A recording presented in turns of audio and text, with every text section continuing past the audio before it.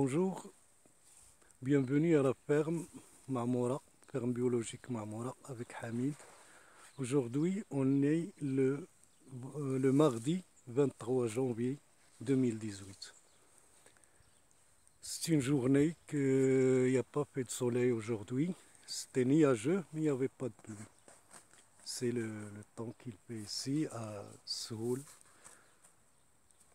là où s'est située notre ferme. Dans cette ferme, avec une production intensive, si on veut dire, avec un bon rendement aussi, bonne qualité.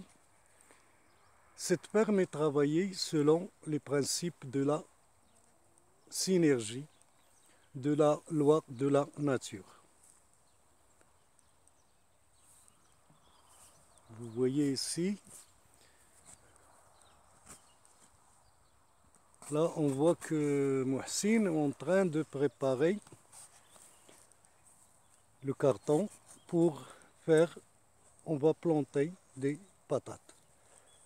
On a mis du carton, comme vous voyez, on l'a un petit peu mouillé pour qu'il ne soit pas déplacé par le vent. Mais aujourd'hui, il n'y a pas de soleil, mais il n'y a pas de vent aussi. Donc vous voyez comment Mohsin est en train de faire les trous pour les patates. On a pris, vous voyez ici le sol comment il est. Il y a de l'herbe. On n'a pas coupé l'herbe, on a mis le carton sur l'herbe directement comme vous voyez. Et là, on est en train de mettre des trous. Et dans les trous, on va mettre les patates. Je vais vous montrer ça. Je vais laisser Mohsin continuer et nous, on va voir autre chose. Comme on a dit, nous ici, on travaille avec la nature, c'est-à-dire avec l'écosystème naturel. On essaye de copier la nature dans notre travail. C'est-à-dire, on essaie de recopier l'écosystème naturel.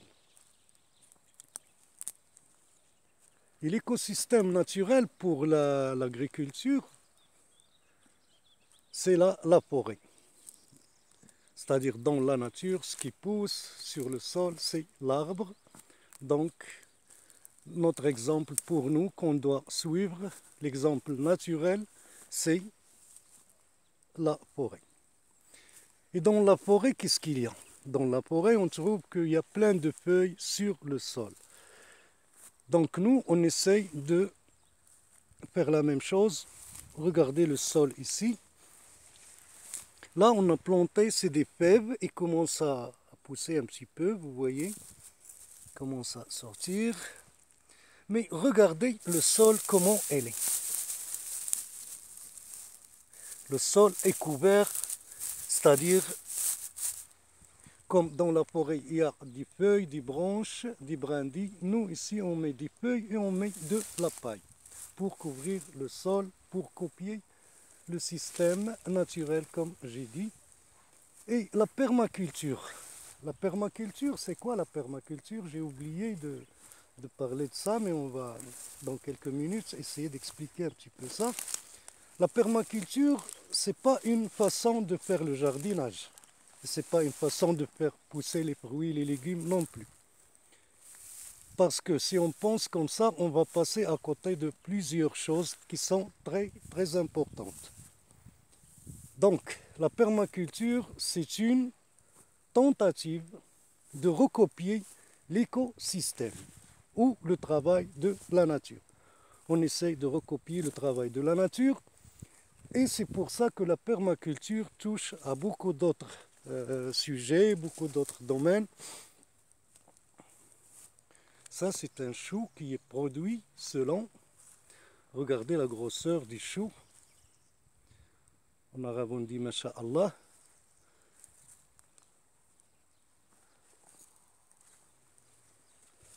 Vous voyez, le sol est couvert. Regardez, il y a un mélange aussi, regardez comme ici. Vous allez voir, il y a des oignons, il y a des fenouils, de la betterave, des patates, du fèves, de la salade et de l'herbe sauvage. Il y a de la mauve aussi qui pousse. Donc c'est un mélange et nous, dans le travail, on essaye de mélanger toutes les cultures, si on veut dire, parce que c'est ce mélange qui va les protéger. Parce qu'il y a une qui prend plus d'azote, l'autre plus de carbone, remet plus d'azote, remet d'autres éléments. Donc, il y a comme une coopération entre les plantes. Même ici, vous voyez, il y a comme s'il y a un mélange, comme vous voyez, tout est mélangé. Là, on va revenir à... On va aller voir Mohsin, qu'est-ce qu'il fait. Il va nous montrer maintenant comment il va mettre les patates sur le carton. Puis il va mettre c'est-à-dire de la paille dessus. Mohsin, peut-être dire le patate. Je lui dis de commencer à mettre les patates, comme ça il va nous montrer.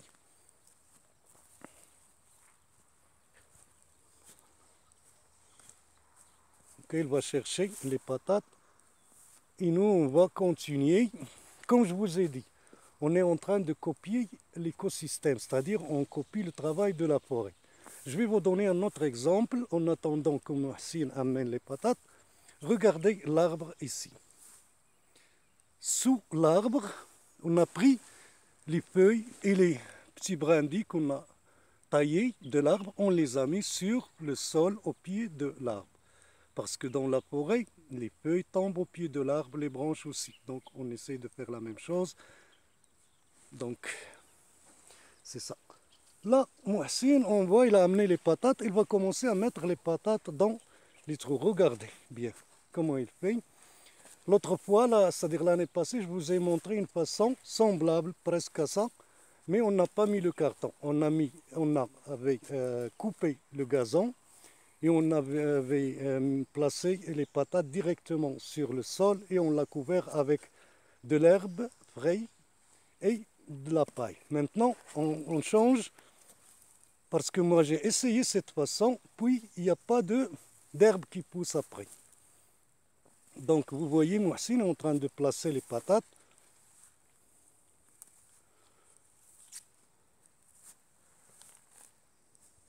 Vous voyez, il place les patates dans les trous.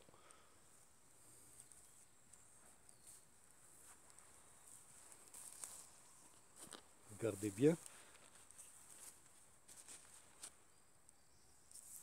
Il faut que les patates touchent le sol.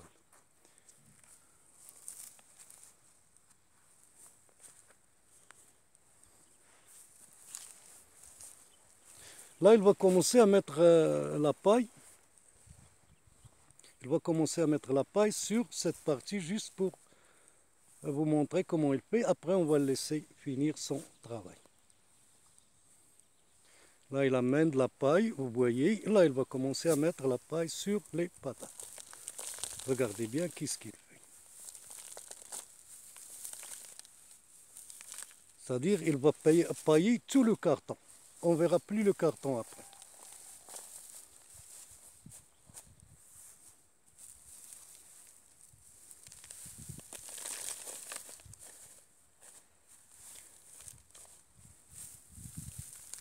Une épaisseur de 20 cm, ce sera parfaite. Il y en a ceux qui pensent que les patates ne vont pas pousser à travers la paille, mais ce n'est pas vrai, ça a déjà. On l'a déjà essayé, puis ça a poussé sans aucun problème. Donc c'est comme ça qu'il fait. Regardez bien. La paille, il y a du carbone. Le carton, il y a du carbone.